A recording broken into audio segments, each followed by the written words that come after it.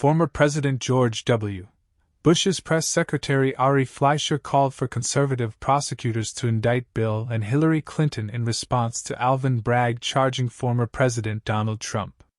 He said, "One of the raps against Donald Trump is that he violates the norms, and as a result the Democrats had no choice, prosecutors had no choice. What's happened to Donald Trump is actually the real violation of the norms. He was impeached the first time by a process that did not even go through the Judiciary Committee.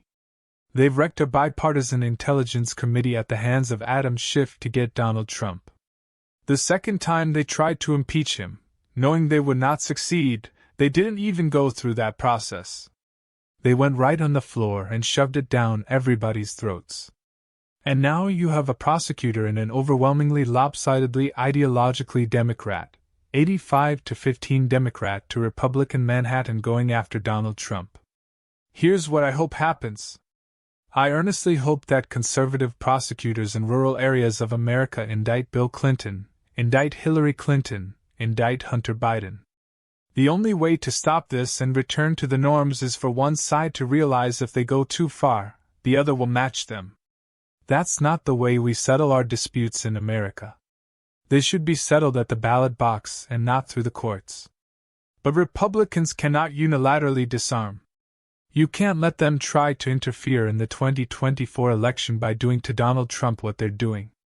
And I say as someone who criticized Donald Trump when he goes too far. Democrats are violating the norms, and they are especially doing it through this weak case in Manhattan," he said. House Oversight Committee Chairman Representative James Comer, Republican Kentucky, said earlier that 2 GOP DAs called him asking about going after the Bidens.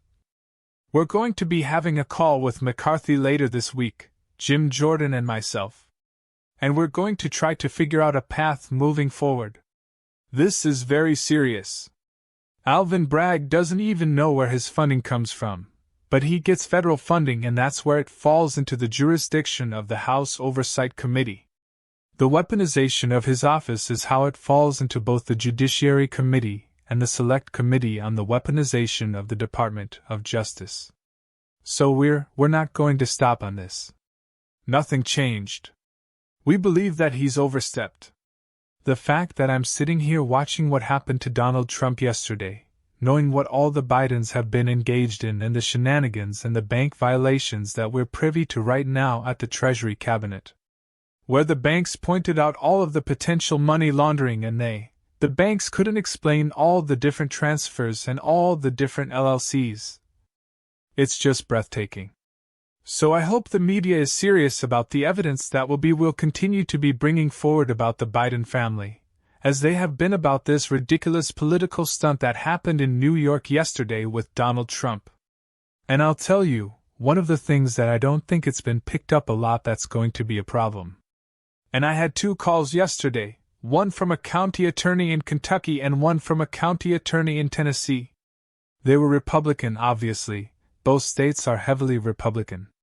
They want to know if there are ways they can go after the Bidens now. And they've opened a can of worms. They've set precedents now that we can't go back on. And now we're going to see a judicial system that's already bogged down with doing what they're supposed to do, and that's going after real criminals, people that are committing real crimes, burglaries, rape, robberies, things like that. And now you're going to start having ambitious political people like Alvin Bragg try to make a name for themselves and go after big pie-in-the-sky federal cases. And it's just not a good path that we need to go forward on in our judiciary," he said.